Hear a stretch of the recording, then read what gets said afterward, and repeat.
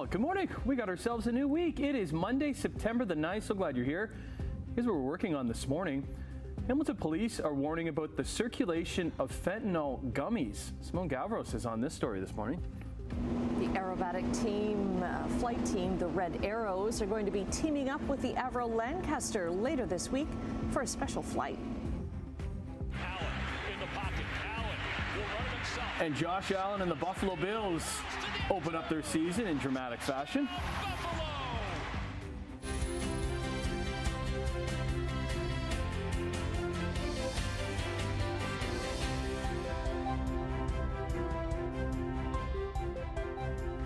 Get on in here. There's Brian Wood. Morning. We're having the debate if these colors go together. I think they do. Yeah, I think they work okay. They don't clash. They don't clash. Yeah, pink and that's red, right? It's reddish. Reddish. Reddish, Yeah. yes. Yeah. I would doubt that it would work if you put it all on one person, both colors. But we're not all one person. Yeah, exactly. You're not. No.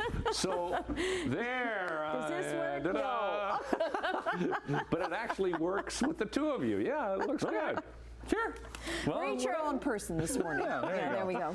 Okay, how are we doing, gang? Good weekend? Yep. Very nice. Yeah, Thank you. all right. Yes. Yes. A little cool. A little bit of a chill yesterday. Yeah, it was a little cool. A little windy. Yeah. Oh, yeah. 16 on Saturday and 18 yesterday is all we got to during the day. Warming up this week?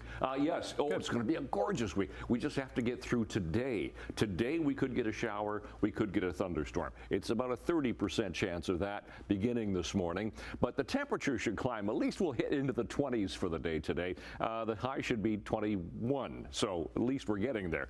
And it will warm up beautifully. It will be in the mid-20s with lovely sunshine right through the week. So we'll talk about that coming up. We're at 12 degrees right now, so a touch on the cool side this morning. Looking at traffic this morning, it's starting to get a little busy Toronto bound coming out of Hamilton. That's our camera, 403 and Waterdown Road, but not a lot to see there. And pretty much that's the way it is on our MTO traffic cameras as well. Here's the Red Hill Creek camera, so Toronto bound toward the Skyway Bridge heading away from us. Here's the top of the Burlington Skyway. Yeah, starting to get slow already and nothing going on at Bronte. So we're doing okay so far today. We'll look at weather and traffic in detail as usual for you coming up right now. The news. And we started in Hamilton because police are warning the public about fentanyl gummies after they were found during a recent search warrant. I want to bring in Simone Gavros, joins us live from the Central Station in Hamilton with more on this situation. Good morning, Simone. Hi, good morning, Tim. Well, the media release from police doesn't exactly say where these drugs were found, but they are alerting the public because of how similar they look to candy and also because of how deadly fentanyl can be to anyone who uses it. Now, this is just some pictures that police shared in the release from Friday. There's over 6 spoons that can be seen inside of a box. There's also tinfoil that's lying beside them, and then there's about 4 silicone trays that can also be seen, 2 of which are gummy bear molds. Now, one has about 20 of the molds filled with the drug, and it resembles the colorful candy that could also be bought in stores. Now, fentanyl is a powerful opioid. It's up to 100 times stronger than morphine, and a small dose can be lethal. Officers are warning that the gummies are particularly dangerous for children and teens, but also unsuspecting adults as well. Police did not release details about how many grams of the drug was seized at the time, but they are warning people to look out for these signs of fentanyl exposure, including drowsiness, difficulty breathing, confusion or dizziness, and a slow or weak pulse. Now, police are urging people to be on high alert, and they're also asking parents to just watch out for anything that their children might be bringing home. But I'll be reaching out to police this morning for more details on anything else they can share about this recent drug seizure. But for now, I'll send things back over to you, Annette. Okay, thanks very much, Simone. A landmark Hamilton restaurant has closed. Black Forest Inn on King Street East in Hamilton's International Village announced the closure on social media. The Post says it will not be reopening as planned due to financial constraints. The restaurant, which served German and Austrian food for more than 55 years, had been closed temporarily since mid-July. The investment management group Forge and Foster bought the Black Forest several years ago. Earlier this year, the corporations that own the building and the restaurant went into receivership. Weather permitting, a special air team from the UK is going to be at the Canadian Warplane Heritage Museum on Wednesday.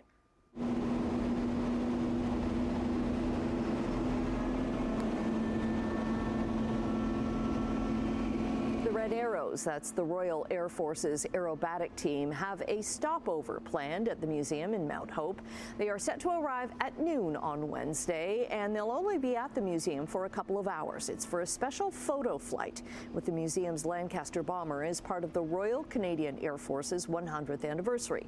The Lancaster was supposed to fly with the Red Arrows in formation during the CNE, but the weather didn't cooperate. Warplane Heritage Museum tells us this week's event will not be an air show, and the Arrows won't be doing an aerobatic routine. Now, from the Red Arrows to the red carpet. Bruce Springsteen was on the carpet last night at the Toronto International Film Festival promoting his documentary Road Diary. It's going to be streaming on Disney Plus next month. Emily Taylor was there at Roy Thompson Hall last night. Good morning, Morning Live. It's been a busy weekend here at the Toronto International Film Festival with a number of A-list celebrities walking the red carpet, including Amy Adams, Jennifer Lopez, and today even the boss himself, Bruce Springsteen, gracing the red carpet for his new documentary, Road Diaries. We had the chance to catch up with his manager. And when you see the band coming together for the first time in 6 years and sort of reconnecting, and you see the level at which he's interested in reconnecting, which is not just rehearsing the songs, getting the notes right, but it's really making a spiritual connection. I think it's a lot of surprises, and it's very emotional. The film is emotional in a lot of spots, unexpectedly so. I hope for the audience, you know. Mari and I had been talking about it for a really long time. We were deep in quarantine when I brought it to her, and she was the first on my list. I was so excited, hoping that she would sign on, and she had just had a baby and so identified with the isolation aspect of the story. So that was sort of our conversations and this idea of just isolation, transformation. It kind of helped us get into the feral aspect of the storytelling. And I know it was so personal for Mari, so it was so easy to connect with that through her voice. Tonight, we're going to the new Francis Ford Coppola flick, Megalopolis. We'll be here on the red carpet with plenty more TIFF content coming your way. But for now, we'll go back inside to you. Awesome. Thank you, Emily. Good stuff. Let's get into sports. An opening weekend for the NFL all brought plenty of storylines on and off the field. Let's start just down the road. The Bills hosted the Arizona Cardinals, and after falling behind early, Josh Allen said, "I got this." Allen in the pocket. Allen will run it himself. He pumps. Got some daylight. Hurdles to the end zone. Touchdown, Buffalo. Leaping into the end zone to extend the Bills' lead in the fourth quarter. After falling behind 17-3 to the Cards, Allen would finish with 4 touchdowns, throwing for 2, running in for 2 himself. Now, Arizona, they would make this a game as DJ Dallas would run back the kickoff return for the first one under these new kickoff rules. Arizona gave Buffalo everything they had, but the Bills, they would take it 34-28. Short week for them, too, as they are off to Miami to battle the Dolphins on Thursday. And there was plenty of drama for the Finns Sunday before their opener. As star receiver Tyreek Hill was detained by police outside Hard Rock Stadium before the game. Video posted to social media showed Hill being handcuffed by police for what they are calling a moving violation. Miami-Dade police have requested an immediate review, but did put an officer on administrative leave for being involved in this incident. Now, Hill was released and was able to play in the Dolphins' season opener. And he put on a show as Miami hosted Jacksonville. They were down by 10. QB Tua Tagovailoa spots Hill, and the man known as the Cheetah, he would do the rest, take it 80 yards to the house. Huge day for him. He would have 7 catches for 130 yards, but after the touchdown, Hill puts his hands behind his back and assumes the position, if you will. Dolphins win it on the last-second field goal, 20-17, the final. First and goal from the 1. It is Montgomery. It is a Detroit Lion overtime win. Yeah, to Detroit, where expectations are massive for the Lions, with many choosing them as Super Bowl favorites. Well, they started that quest with a win as David Montgomery's 1-yard touchdown run in overtime gave the home side the 26-20 win in the NFL Sunday Nighter over the LA Rams. One more game to wrap week one. It's Monday Night Football with Aaron Rodgers returning to the Jets, who face the 49ers in San Francisco. Here we go. There's the Braves trying to win it in the 11th. Ground ball. They'll come home. Safe. And the Braves find a way. We had extra innings in the Jays-Braves rubber match from Atlanta, and after scoring in the top half of the 11th, Toronto would allow a couple of runs in the bottom half, including that walk-off ground out, as Atlanta wins the series 4-3. Good news for the Jays. Spencer Horwitz, who had quite the series, going deep twice on Saturday, did it again on Sunday. That pinch hitting effort right there wasn't enough, though. Jays come on back home. They welcome the Mets into town tonight.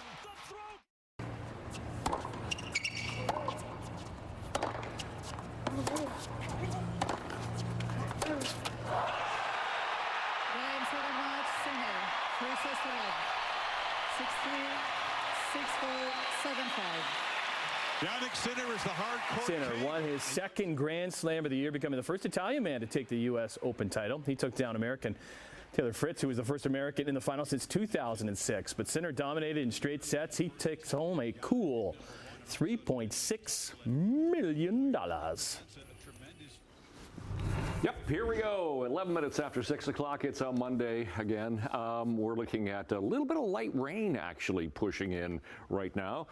So we'll check traffic first of all. 403 and Waterdown Road. Nothing to see there. Nothing has really changed. Obviously busier coming out of Hamilton than going into Hamilton. To our MTO traffic cameras, Garden City Skyway still doing fine. Nothing there. A little busier here at the Red Hill Creek camera, but no problems. Fairview Street. Now I checked this about 2 minutes ago, and it was I'll just about stop and go. Now it's picking up just a little bit there east of Royal Windsor, all the way through the 427 Gardner QEW combination. Nothing to see there. Okay, temperature at the moment. Temperature hasn't changed this hour, still sitting at 12 degrees, but some light rain has pushed in, very light at the moment. Winds are light as well. Relative humidity is at 90%. Air quality risk for today, not much of a risk in the low risk category, both morning and for afternoon. We have just a little weak disturbance just crossing the Great Lakes right now. Ridge of high pressure to the south of us is going to stay with us, and it's going to start to clear things up overnight tonight and give us a beautiful sunny day tomorrow, and again Wednesday, and again Thursday, and it looks like it's going to stick around for a few days, which is lovely. It can stay as long as it wants. So today, with that instability pushing in, chance of showers and thunderstorms, temperatures anywhere from 20 to 21 degrees. Now, it's just a slim chance of thunderstorms as the day goes on, but as I said, we're already getting some light rain at the moment. Tonight, skies will clear, but we're going to have some fog developing. Temperatures 12 for Niagara, otherwise 7, 8, 9, even 10 for Toronto. And then tomorrow, the sun comes back, the temperature comes up a bit, 22 to 23 degrees for the day tomorrow, but a mostly sunny sky to lovely clear sky for the day. So out the door this morning, sun's not up yet, a long time yet. So we do have light rain. The temperature right now sitting at 12 degrees. And we'll look long range coming up. Annette, Tim. Okay, right after the break, we're going to say good morning to Louis Butko, filling in for Emily, who's still on that last day of a long weekend. Okay, we'll check in with him. Also, looking at business news, and more than 1.4 million Ram trucks have been recalled. We'll tell you why. See you in 2. Is that Louis Butko over there? It is. Hello. It is. Good Hello, Louis. Morning, What's going Louis. on? I'm not used to this side of the room. It's throwing me off a little bit. We But like it's to good. It's hide you okay. wherever we can in the studio. Can I ask a question? Yeah, go for it. What happened to the mustache? I heard you know there was a what? mustache. I heard so many nice things about the mustache that I thought, like, you know what? I'm sick of getting all the compliments on the show, so I got rid of it just so it'd be fair across the board. You know? I see. Okay, yeah. Understandable. You're welcome, guys. I'm next. Good to have you, pal. Good to have you. What do we got? Well, we'll have more from Tiff coming up. Emily's done a great job. Emily Taylor's done a great job all weekend, so we got more of that coming up. It was a big weekend at the box office for Beetlejuice, which might have inspired some other news that we saw this week for another almost 40-year-old movie that's getting a sequel, again, 4 decades later. And it might have Tim doing the truffle shuffle. That's all I'm going to say about that. We also know who is going to be playing the halftime at the Super Bowl. We'll talk about that. And coming up at 8:40, we're talking AGH. They have their food art festival going on all week, so we'll tee that up coming up as well. So busy day here. I was going to say, you got a lot going on. Yeah. Okay, we'll see you in a bit over the couch, though. Sounds good. All right, let's get into business news. Let's start with the business boards because the Canadian dollar lost 14 basis points this morning. It's trading at 73.69 cents US. Gold down nearly $4, 25.20.90 an ounce. Crude oil up 83 cents. 68.50 a barrel. Off to Europe we go. Happy Monday, Europe. Markets are up across the board in London, Frankfurt, and Paris. In Asia, the markets were down today in Tokyo, Hong Kong, and Shanghai. Checking North American markets on Friday, the TSX lost over 200 points. Not half as bad, though, as what happened on Wall Street. We'll see how things pick up, or if they pick up again, this morning at 9:30. Got a recall for you because carmaker Stellantis is recalling more than 1.4 million Ram vehicles worldwide due to issues with their brake systems. Nearly 160,000 Ram 1500 trucks in Canada, they are affected by this. The recall includes 1.2 million Dodge trucks in the U.S., covering vehicles from the 2019 to 2024 model years. So according to the National Highway Traffic Safety Administration, the problem is a software malfunction in the anti-lock brake system. Stellantis says it is unaware of any injuries or accidents related to this issue. Drivers can have their vehicles repaired free of charge at a dealer. Gas prices have dropped. The price tracking website GasBuddy.com says the average price per liter in Canada on Friday was just over $1.52. That's a drop of more than 10 cents a liter from August and more than 14 cents lower than a year ago. Gasoline prices rise and fall with the global price of crude oil, which was down more than $7 US a barrel last week. Analysts say that while a major hurricane or other unforeseen event could cause a spike in prices, they expect gasoline costs to remain lower throughout the rest of the year.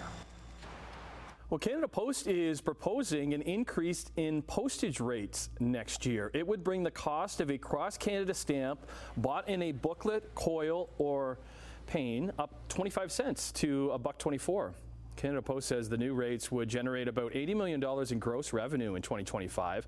Letter mail volumes, well, they have dropped 60% over the last 20 years, at a time when the number of addresses to serve has gone up. Last month, Canada Post board chair warned the Crown Corporation's financial situation is unsustainable as it deals with the lower letter volumes and more competition in parcel delivery. Unions trying to organize at Amazon warehouses are facing a series of hurdles. Amazon's challenged multiple steps of the certification process at a number of warehouses in Canada. An Amazon spokesperson says their employees have always had the right to choose to join a union, but she adds that Amazon doesn't think unions are the best option for its employees. In Quebec, one recently unionized Amazon warehouse is having its certification challenged at a labor tribunal. And in BC, Unifor is in the middle of an unfair labor practice complaint against the e-commerce giant. Boeing and the Machinists Union have reached a deal to avoid a 33,000-member strike. Union leaders, they praised the tentative agreements and said that it achieves the union's goals. Boeing said the agreement provides raises totaling 25% over the 4-year life of the contract, and it also provides improved contributions to 401k plans and reduced employee contributions for health insurance and more time off. But the deal still needs to be approved from union members who build commercial jets. Despite this deal, Boeing is still facing just a number of other challenges, including fatal crashes, design flaws, and tanking aircraft sales. Okay, coming up on 6:21 on your Monday morning, we're taking a quick break right now. Brian is going to be back with your traffic and your 7-day forecast. Get a close-up look at the Hamilton waterfront, full of activity and economic optimism. Tune in as Morning Live goes on the road to the Hamilton Oshawa Port Authority, September 12th, 6 to 10 a.m. on CHCH. All right, right, 624. It's it's a little damp this morning. We do have some light rain in some areas, so take care on the roads. So Garden City Skyway, that's the east camera. That looks pretty good this morning. Here's the other Skyway. There's the Burlington Skyway Bridge on the Hamilton side. That's actually moving fairly nicely. Bronte Road starting to get slow. Nothing at Sheridan. We'll dip into the 403 west of 10. Not a problem through there. All right, temperatures at the moment. Hamilton sitting at 12 degrees. Actually, same for Toronto. 14 Grimsby and for Mississauga. Seasonals for an overnight low, well, 11 degrees. So we're just a touch above seasonal. 22 for the daytime high. We didn't get anywhere there, near there for the weekend. Those are our sun times and records for today. So today for school, maybe 16 degrees by the first bell, maybe a little bit of sun, but there's that chance of showers and thunderstorms, and this afternoon as well, and there's that 21-degree high for later on this afternoon. So it's only a 30% chance of showers and thunderstorms, but it's out there, so there's that chance. Temperature falls to a cool 9 overnight, so we could get some fog developing, and then tomorrow the sunshine comes back. Look at the sun stick around. Tuesday, Wednesday, Thursday, Friday, Saturday. By Sunday, there's a slim chance of a shower, and the temperatures climb, actually 22 tomorrow, then 26, 27, and dip a little bit for the weekend. That's your forecast. Annette, Tim. Okay, thanks very much. Well, more than 50 dogs hit the wave at a beach in San Diego, all for charity. Yeah, dogs in costumes and goggles rode their surfboards as their owners cheered them on. There's a crowd favorite. If you didn't know, his name is Derby. He's 11. And Derby made his final appearance. Wrong way there, Derby. That's why Derby is retiring. Doesn't know which way is up. He was competing in the sport for 8 years. This dog, Surfathon, is the longest running dog. That was a double dog, dare you? Longest running dog surfing event in the U.S., raising money for orphaned and at-risk dogs. When speaking to the dogs after the event about Derby retiring, they say it's going to be rough. Oh. But Derby wants to be sure that everybody stays positive. Very good. Very good. Throw you a bone for that one. There we go. All right, Monday. Surf's up. Get you moving, get you grooving. All right, with some bad puns. More to come right after this.